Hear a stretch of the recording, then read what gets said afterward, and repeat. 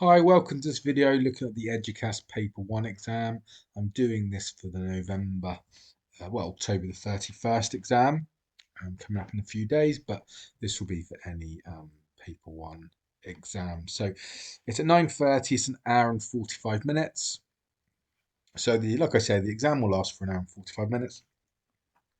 So it's 1 hour for the reading and it's 45 minutes for the short story. However, there is no one telling you after an hour to move on. You've just got to obviously make sure you keep looking at the clock. If you have extra time, so if you're a student who has 25% extra time, that means you've got 2 hour 11 minutes. I'm going to do basically a whole video for this, and I'll probably cut it into reading and writing too on YouTube. So you don't have to watch the whole thing. If you want to watch the whole thing, brilliant. If you want to just watch the reading or watch the writing, have a look at my video list. So the reading exam is 1 hour. You've got 5 questions and you've got a page and a half extract taken from 1900 to 1999. Okay, and the following are the types of questions. So question one will always be the sort of easy intro bullet point question. Then you've got an impressions question. If it's 5 marks, question two, 3 to 5 quotes. Question three and four will both be 10 marks. So there's two how questions. And then the last question is the evaluation question, where you agree with the question. So it may say, for example, in this extract, the character appears brave. Do you agree? 9 times out of 10, you're agreeing and trying to find 4 or 5 quotes that agree.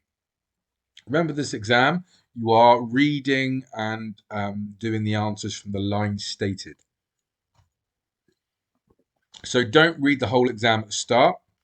Just read what it tells you to read, and then you've got to make sure your answers are taken from that part of the exam. These are the rough timings. If it's a low mark question, 5, 6, 7, 8 minutes. If it's a 10 mark question, 13 to 15 minutes. The reason why in question two, you get a bit more time on that one is that question one is really a bullet point question. A lot of students might even do it in 2 or 3 minutes. Question two, you are writing PEs, so you probably need a bit more time on that. You must time manage, look at the clock before starting each question.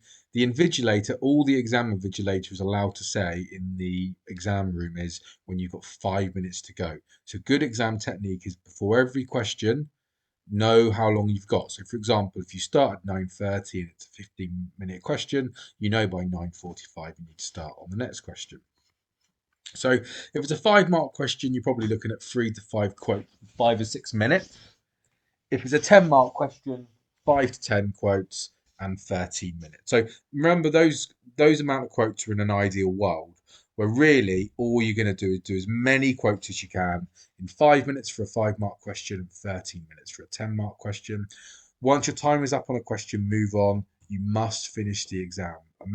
Probably the biggest way a student will not pass the exam is by not having good exam technique and either leaving out a big mark question or doing like a line instead of doing a page and a half. Remember, you've got to get through to the reading exam because you've got 45 minutes to do the short story. The reading exam is worth 40 marks, the short story is worth 40 marks. So you've got to give the allotted time for both. So good exam technique for the reading exam, draw a box around the line stated. For example, if it's lines 1 to 11, put a box around line 1 to 11. I know it seemed obvious, but you'll get, if it's a class of 20, I guarantee you have 3 people who give me an answer from line 12. Leave a 1-line gap between each quote and PE to make it nice and clear to the examiner. Start a new page for each question. You can go back and do more. I'll show you an example of that. Or maybe I won't. But basically, each page, if you do each question, just do a new page, and that means you can always go back at the end to carry on. And remember, put quotation marks around every quote. This whole exam is about quotes, quotes, quotes. So we want to tell the examiner, signal to them very explicitly that it's a quote. So just remember to put quotation marks. Okay, question one then. It's 5 marks, 5 minutes. Only answer from the line stated. Even though you're going to bullet point 5 things, you still need to write a sentence. And a good thing is to start the sentence with the question, e.g. the sniper. So for example, this question here, list 5 details from this part of the text the sniper does. Start each of your bullet points with the sniper or he, because the sniper is a male. Okay, so if you want to pause the video and read the extract and you've got to list 5 details, So 5 things the sniper does. Like I say, anytime you want to pause the video and do it yourself, do it. I'm just going to work through it. Okay, so there are the 5 things. Okay, and then again, the sniper smiled, the sniper lifted its revolver, the sniper took a steady aim, the sniper fired, the sniper pressed his lips together. You've got to make sure you do the little sentence starter, because if you just put took a steady aim, you're probably not going to get the mark. So just make it a sentence, don't be lazy. The little sentence starter each time. You get no marks in the reading exam for being imaginative of how you do your sentence starters. Be robotic, be boring in your sentence starters in the reading exam. If you can't find an answer in the reading in this question 1, leave it. You can go back at the end and finish. You can't spend 5, 6, 7 minutes looking for 1 mark. You've got to get onto the high mark questions. Okay, question 2. I put question 2 impressions, but actually impressions can be on questions 2, 3, and 4. There will definitely be 1 impressions question. It will be worth 5 or 10 marks. If it's on question 2, it will be 5 marks. 3 or 4 will be 10 marks. And impressions basically means the opinion or view you might have of a place or person based on the extract. Okay, so to structure this impressions question, find a quote or give a quote or highlight a quote and say what opinion you get. Try and do 4 or 5 quotes if it's a 5-mark question, and don't write long PEs. I know at school you've been told to do a quote and write 7 or 8 lines. This exam is all about quotes. So pick a quote and explain it. At the most 2 sentences. Here's a question example. This is from a book called Normal People about a teenager called Connell. And the question is, what impression do you get of Connell with the quote, he stuttered over his speech? So you zoomed into the word stuttered. If it said he talked or I don't know, he whispered, it's going to tell us something different. But if you're stuttering, probably means you're nervous, you're not too sure. So I get the impression Connell was nervous with the quote stuttered. So in this sentence, I'm linking back to the question, which I always want to do with my sentence starter. I've got my impression, and then I got my quote that proves that impression. I need all of these to get my mark, in particular my blue and my red. Remember, every point you make in the reading exam, give me a quote to back it up. Another one. The 1 impression I get is the man is angry, as it says he beat his fists on the table. So my quote is he beat his fists on the table. What impression do I get of the guy based on that? He's angry. And then I've got impression because that's my question. Again, same again. Shrieked gives me the impression that the girl is scared. Okay, so again, I've got my quote, I've got my question, which is impression, and I've got my opinion of the girl based on the quote. Here's another one. What impressions do you get of the man in this quote? He strutted along the street while looking at his reflection in the shop window. If you want to think about it, pause the video. I'm going to focus on the blue part. If it said he walked along the street, it's not telling us much, is it? But strutted, what sort of adjectives, what kind of person would you get with that? So I put 1 impression I get of the man is he's confident, as it says he strutted down the road. And the second one, if you saw a guy walking down a street and every time he went past a shop window he was looking at his hair, you might feel like he's self-possessed or he's vain. So I've put another impression is he seems vain when he says he was looking at his reflection in the shop. Again, each of these, I've got the word impression. I'm linking back to the focus of the question. I've got my impression in red, and then I've got my quote in blue. Okay, the how questions. So there are 2 how questions in this exam. They can be questions 2, 3, and 4. They'll be worth 5 or 10 marks. Obviously, you need to know that to say how long you're going to spend on it. And however, just be aware, sometimes in quite a few modern exams, last 2 or 3, sometimes instead of doing how questions, they say the character's thoughts and feelings. Okay, if you do get that question, do the same as the impressions question we've just been over. So if it said, what are the character's thoughts and feelings when they say they were sobbing, you could say 1 impression I get is they're upset, as it says they are sobbing. Okay, the head of the example for EDUQAS says plenty of quotes gives a student high marks. These are examples of marking that were given by EDUQAS, and both of these people, example 1 in red and example 2 in blue, they're just the same. I would say both of them are very good at English. They've got good spag, they're really good at English. However, the person on the red has got bad exam technique, the person on the right has got good exam technique. The person on the left does not know that we need a lot of quotes. The person on the right knows that this exam is all about quotes. So the person on the left, where they've put the first quote at the top, they've written then 7 or 8 lines explaining it. That is not what we want in the exam. We don't want a quote where you're writing 7 or 8 lines, you're just repeating your point. What we want is what the person's done on the right. Well, loads of quotes, they picked out the quotes, and then a really, really small example saying, a small explanation saying why they have picked that quote. If any part of the video you're going to look at to take away this. Remember, if it's an obvious quote as well, you don't always need to explain it. So again, 5-mark question, 3 to 5 quotes, 5 or 6 minutes.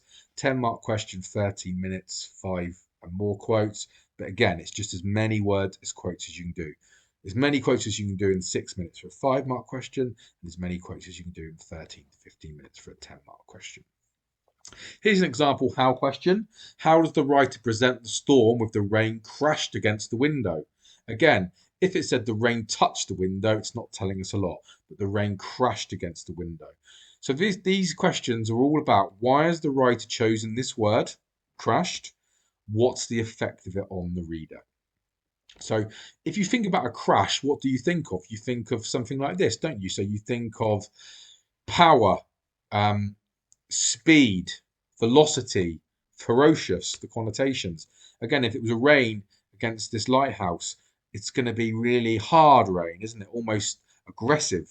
So I've put, the writer presents the storm with the word crashed. This makes the storm seem powerful and violent. So I've got my green, which is the topic of the question. How does the writer present the storm? So that can be my sentence start of all of them. So I put the writer presents the storm with the word crashed. This makes the storm seem powerful and violent. So I've got my topic and my question. I've got my quote in red. And then my blue is the explanation of the word. So the connotations of the word crashed, why the writer has bothered to use it. Here's another example. This is actually from paper 2, but it's a good one for paper 1 as well. This extract was about a young teenager who sailed around the world on his own. And the question was, how did the writer show Mike's trip was tough? Okay, so one of the quotes was the weather was like torture. Again, it could have just said the weather was bad. They've chosen to use like torture. Again, if you want to pause the video and do these, think about the connotations of the torture. In other words, think why the writer has decided to use that word torture. So I've put, the writer shows the trip was tough with the quote torture.